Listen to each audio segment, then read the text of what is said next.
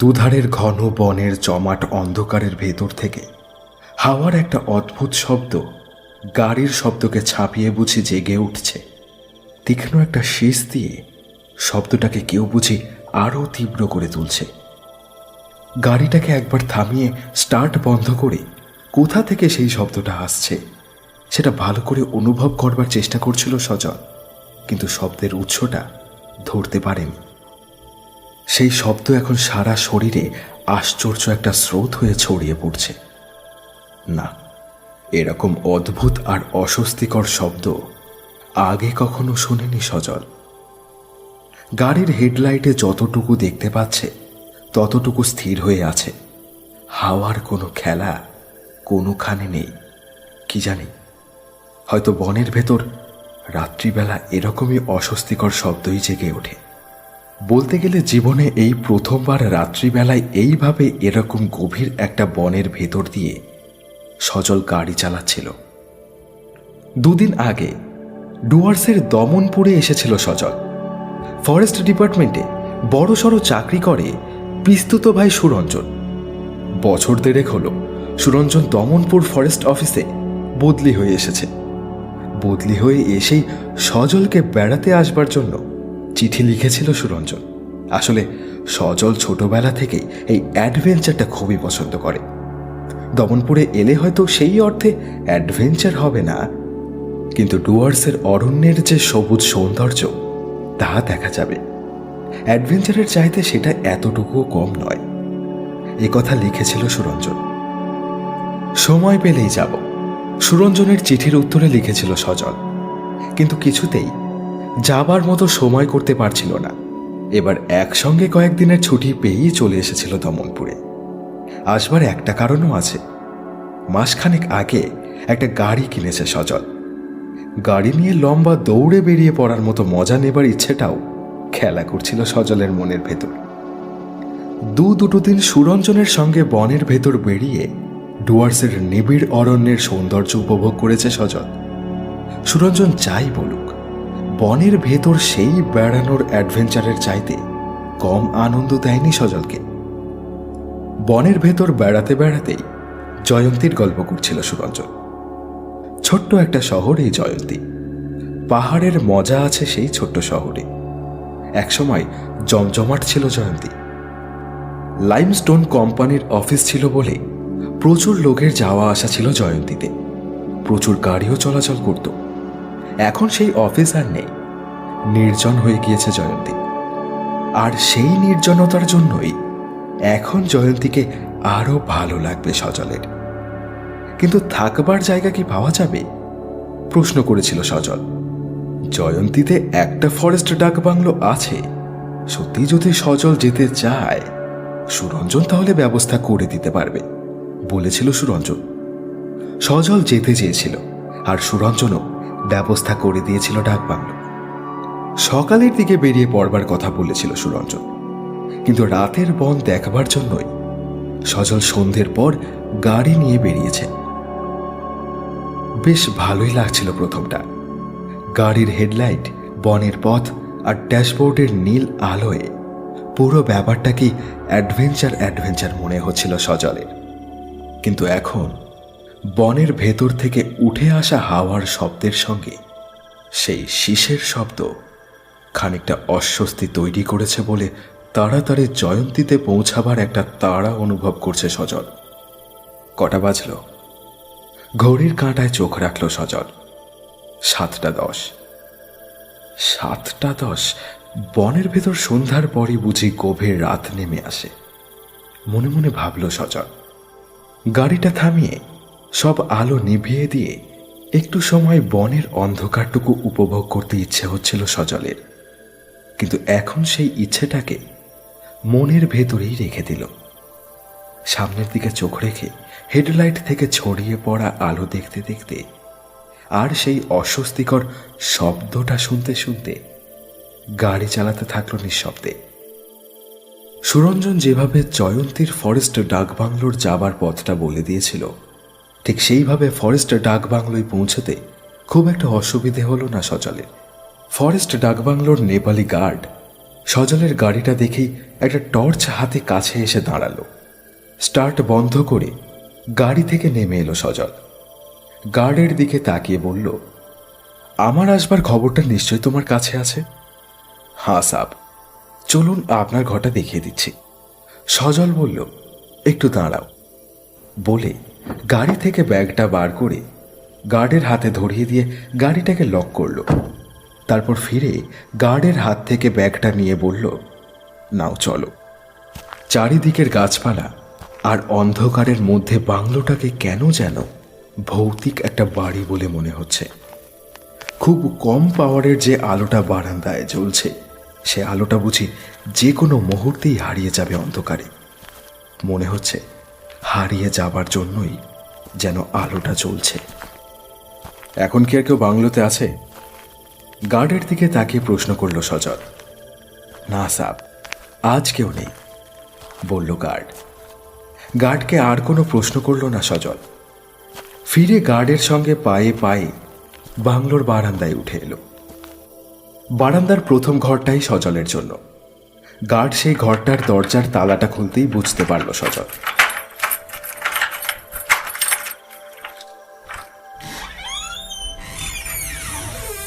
আসুন সাব। ঘরে ঢুকে আলোটা জ্বালিয়ে সজলকে ডাক দিল গার্ড। ঘরে ঢুকল সজল, দেখল ঘরটাকে, এগিয়ে গিয়ে তারপর টেবিলের ওপর রাখলো ব্যাগটা। গার্ড বলল, খানা বলতে হবে সাব। না, রাতের খানা আমি রাস্তায় খেয়েই এসেছি, সজল বলল। ঠিক আছে, কোনো দরকার লাগলে ডাকবেন, আমি ও পাশের ঘরটাতেই থাকি, বলল গার্ড। সজল বলল, ঠিক আছে। আর দাঁড়ালো না সে, চলি সাব বলে চলে গেল। ব্যাগটা থেকে জিনিসপত্র বের করতে হবে এবার। ব্যাগের উপর ঝুঁকে পড়ে চেনটা টানল সজল। আর ঠিক সেই মুহূর্তে সেই তীব্র শীষের সঙ্গে বনের ভেতরের সেই হাওয়ার শব্দ যেন দরজা দিয়ে ঘরের ভেতর লাফিয়ে নেমে পড়ল। ঝনঝন করে উঠল গাছের জানালাগুলো। কম পাওয়ারের আলোটার ওপর কেউ যেন কালো একটা ওড়না দোলাতে লাগলো। চমকে উঠে ফিরে দাঁড়ালো সজল। চোখ রাখলো দরজায়, দেখল একটা কালো ছায়া দরজায় স্থির হয়ে আছে। মনে হলো জমাট সেই কালো ছায়ার মুখে তীক্ষ্ণ দুটো দাঁত তীব্র কোনো আকাঙ্ক্ষায় একটুখানি ফাঁক হয়ে আছে। পাথরের মতো স্থির হয়ে গেল সজল। মৃত্যুর মতো একটা আতঙ্ক মেরুদণ্ডের ভেতর দিয়ে শীতল স্রোত হয়ে তরঙ্গিত হতে থাকলো তার। নিজের অজান্তেই হঠাৎ তীব্র গলায় চেঁচিয়ে উঠল সজল। দুহাত মুঠো করে শূন্যে তুলল। বাইরে থেকে উঁচু গলায় গার্ডের চিৎকার ভেসে এলো, কেয়া হুয়া সাহাব। সঙ্গে সঙ্গে সেই জমাট কালো ছায়া দুটো ডানা তৈরি করল। দুলে উঠল ডানা দুটো। তীব্র সেই শীষের শব্দ তীব্রতর হতে থাকল। সেই হাওয়ার শব্দ ঝড়ের ভয়ঙ্কর গর্জন হয়ে চুরমার করে দিতে থাকলো সবকিছু। চোখ বন্ধ করে সজল বড় বড় শ্বাস নিতে নিতে একটু একটু করে ঝুঁকে পড়তে থাকলো। ফের গার্ডের সেই চিৎকার ভেসে এলো, সাব কিয়া হুয়া সাব। ঝুঁকে পড়া সজল বুঝি উত্তর দেবার ক্ষমতাটুকুও হারিয়ে ফেলেছে। সিঁড়ি বেয়ে কি পায়ের শব্দ উঠে আসছে? হ্যাঁ, সিঁড়ি বেয়ে পায়ের শব্দই উঠে আসছে। সেই পায়ের শব্দের সঙ্গে সঙ্গে সজলের মধ্যে একটু একটু করে বুঝি চেতনা হারিয়ে আসছে। দরজায় এসে থামলো সেই শব্দ। সোজা হয়ে দাঁড়ালো সজল। খানিকটা আচ্ছন্নভাবে চোখ রাখলো দরজায়। গার্ড এসে দাঁড়িয়েছে। সজলের দিকে স্থির চোখে তাকিয়ে থাকলো গার্ড।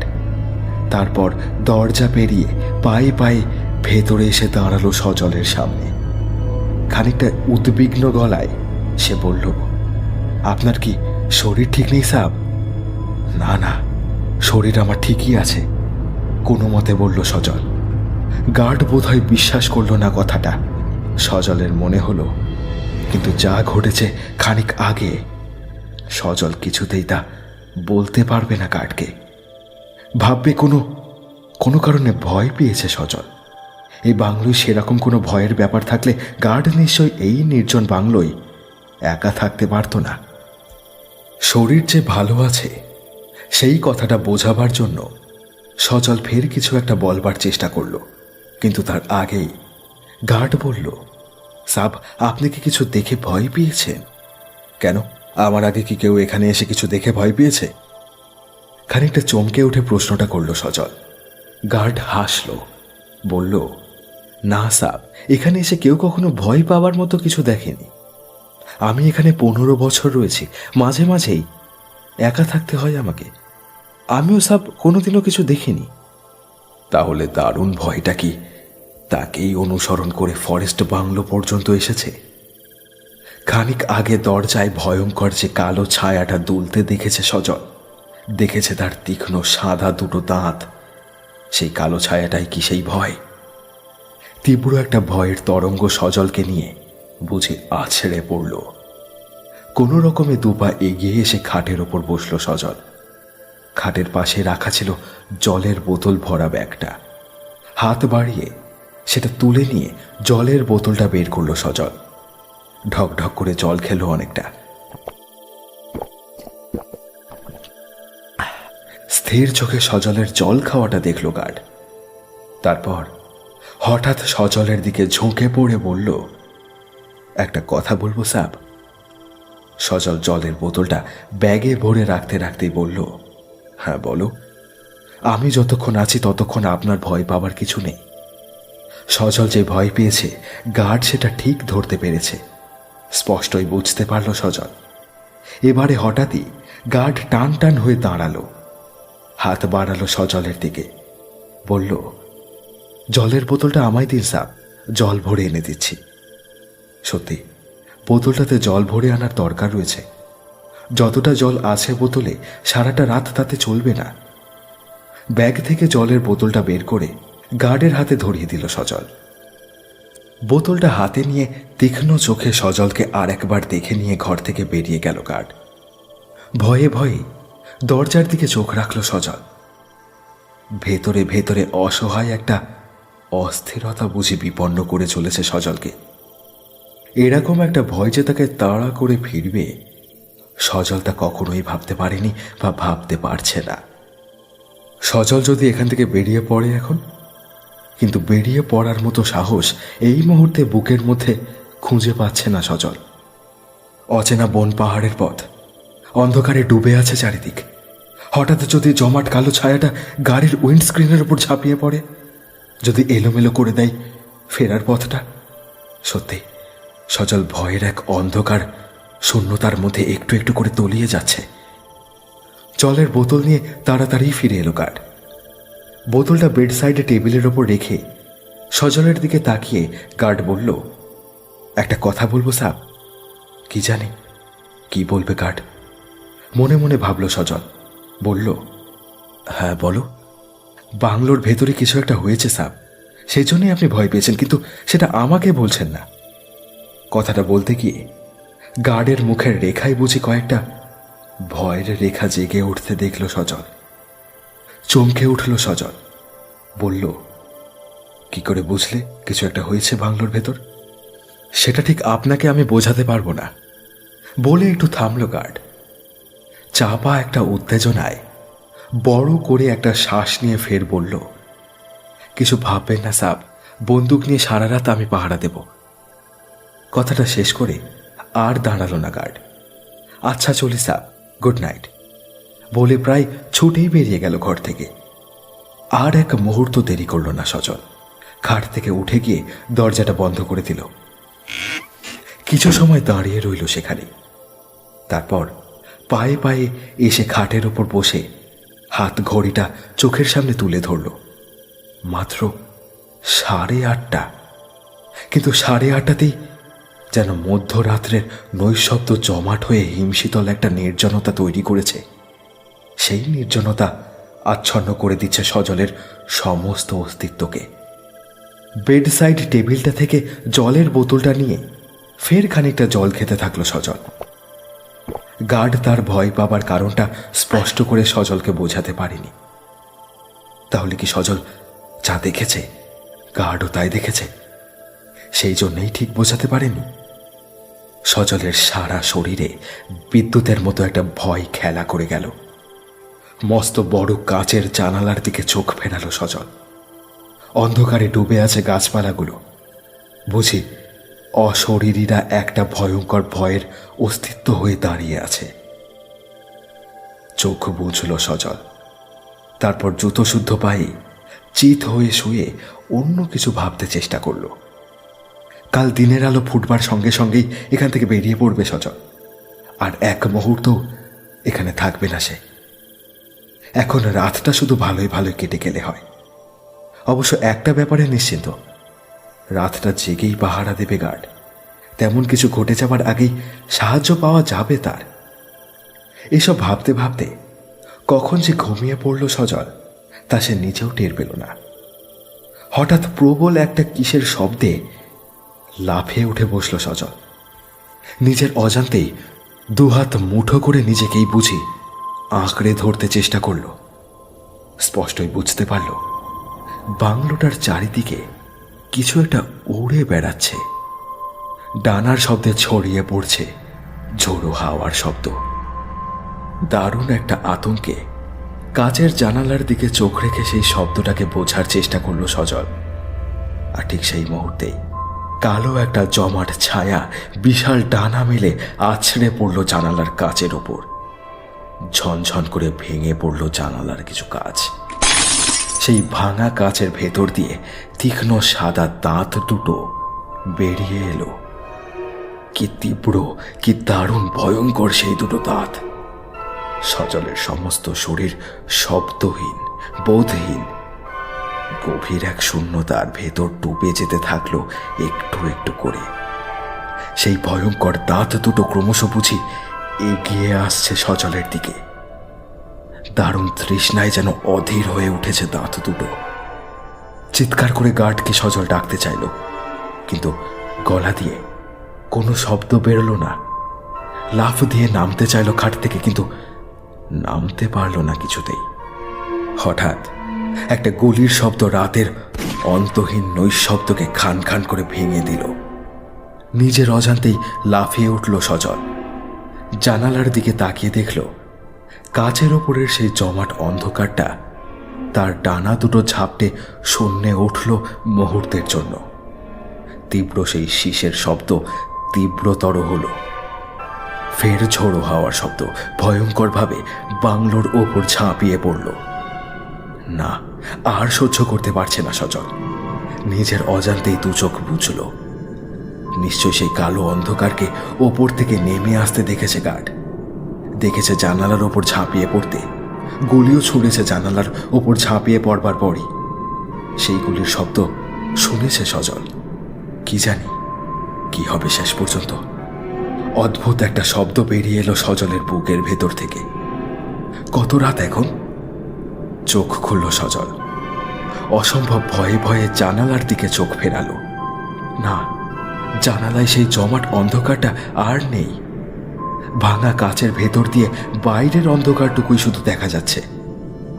এবার নিজেকে ফিরে পেতে চেষ্টা করলো দারুণভাবে। আর ঠিক তখনই বাইরের অন্ধকারের ভেতর থেকে রক্ত জল করা তীব্র একটা আর্ত চিৎকার ভেসে এলো।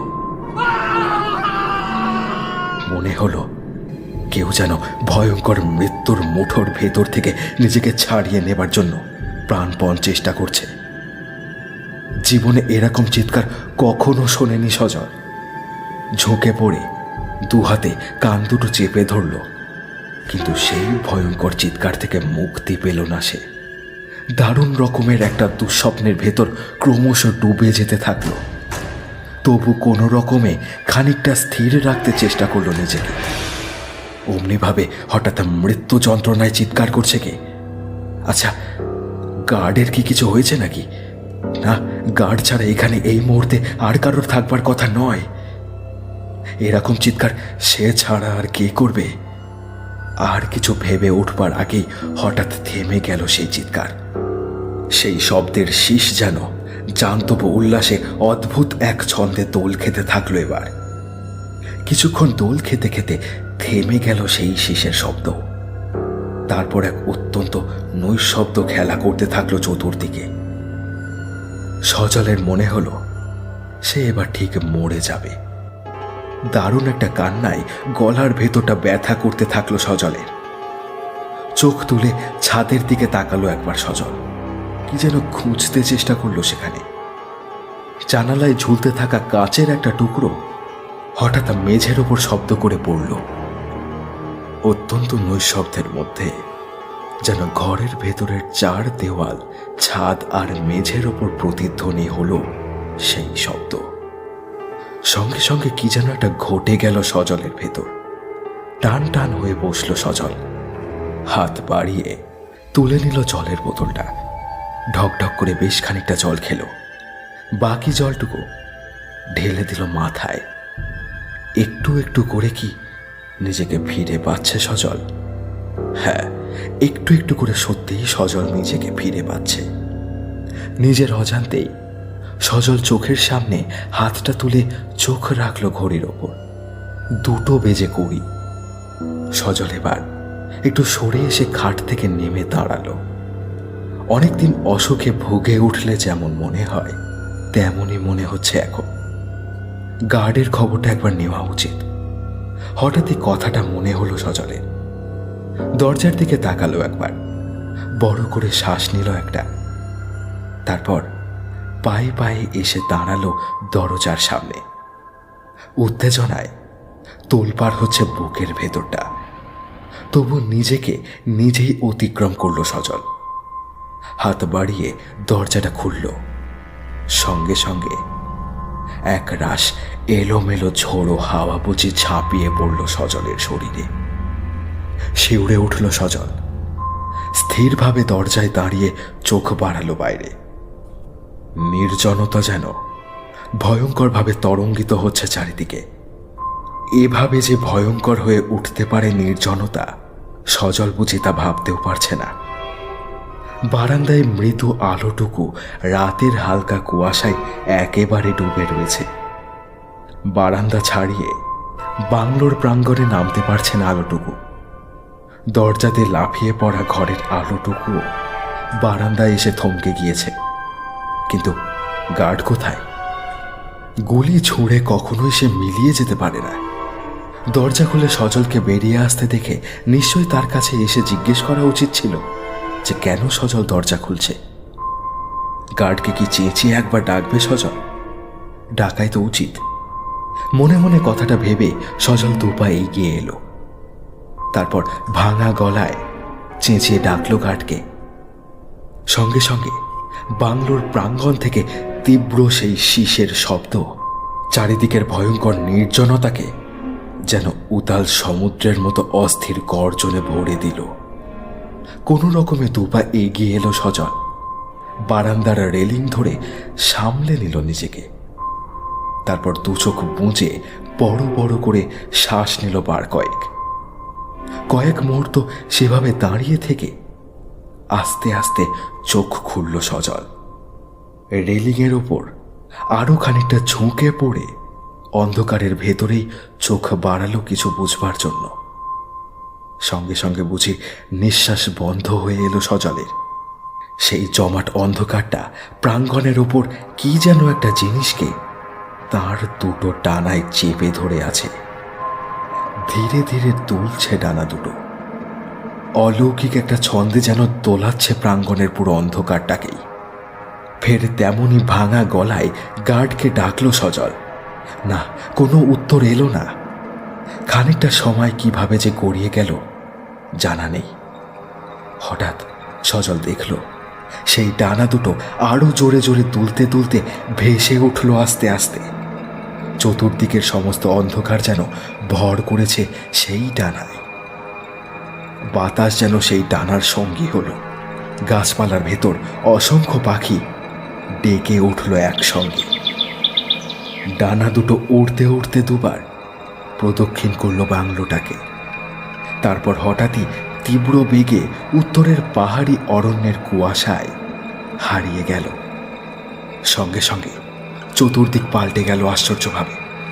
কুয়াশায় ঢেকে থাকা রাত্রিটা ভারহীন একটা অনুভবে ভরে দিল সজলকে।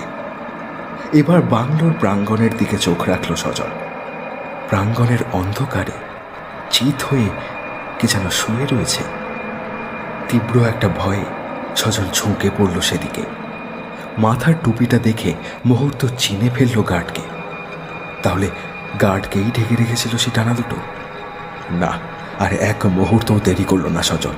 টান টান হয়ে দাঁড়ালো, তারপর দ্রুত পায়ে বারান্দা থেকে নেমে এলো। ফের একবার চিত হয়ে শুয়ে থাকা গার্ডকে দেখে নিয়ে পায়ে পায়ে সামনে এসে ঝুঁকে পড়ল গার্ডের শরীরের ওপর। ঝুঁকে পড়ে আতঙ্কে লাফিয়ে উঠল। মৃত্যু যন্ত্রণায় বিস্ফারিত গার্ডের চোখ দুটো আকাশের দিকে স্থির হয়ে আছে। হা হয়ে আছে মুখটা। বন্দুক আর টর্চটা পড়ে রয়েছে পাশে। না, গার্ড আর বেঁচে নেই, স্পষ্টই বুঝতে পারল সজল। প্রবল একটা আতঙ্কে পালাতে গিয়েও সজল পালাতে পারল না। কোনো রকমে পাশে পড়ে থাকা গার্ডের টর্চটা তুলে গার্ডের মুখের ওপর আলো ফেলল। চমকে উঠল সঙ্গে সঙ্গে। গার্ডের গলার দুদিকে গভীর দুটো ক্ষত, রক্তের দাগ লেগে আছে সেই ক্ষত দুটোই। মুহূর্তে সেদিক থেকে চোখ সরিয়ে নিল সজল। তাহলে ডানাওয়ালা জমাট অন্ধকারের মতো যেটা এতক্ষণ ধরে ভয়ঙ্কর শীষের শব্দ বাজিয়ে সজলের পেছনে ছুটে বেড়াচ্ছিল, সেটা একটা ভ্যাম্পায়ার, রক্তচোষা বাদুড়। শেষ পর্যন্ত গার্ডের গলায় নিষ্ঠুর দাঁত বসিয়ে সে তার তৃষ্ণা মিটিয়েছে। অথচ আশ্চর্য, বনের ভেতর ঢোকার পর থেকেই সে অনুসরণ করে এসেছিল সজলকে। তাহলে কি জানালায় জমাট অন্ধকারটাকে ঝাঁপিয়ে পড়তে দেখে গুলি ছুটতেই ক্রোধে সজলকে ছেড়ে গার্ডের উপর ঝাঁপিয়ে পড়েছিল সেই রক্তচোষা বাদুড়টা? সজলের বদলে গার্ডের রক্তেই সে কি তার তেষ্টা মিটিয়েছে? ভেতরে ভেতরে দারুণ একটা ভয়ে শিউরে উঠল সজল। না, নিজেকে বুঝি আর ধরে রাখতে পারছে না সজল। ফের একবার গার্ডের গলায় সেই ক্ষত দুটোর দিকে তাকালো আতঙ্ক আর যন্ত্রণায় বিস্ফারিত হওয়া গার্ডের মুখের দিকে। কখন যে অবশ হয়ে যাওয়া হাত থেকে জ্বলন্ত টর্চটা খসে পড়ল সজল তাও টের পেল না। অন্ধকারে ডুবে থাকা নির্জন ফরেস্ট বাংলোর প্রাঙ্গণে আকাশের দিকে তাকিয়ে নিঃশব্দে একটা রৌদ্রময় সকালের জন্য অসহায়ভাবে অপেক্ষা করতে থাকলো সজল।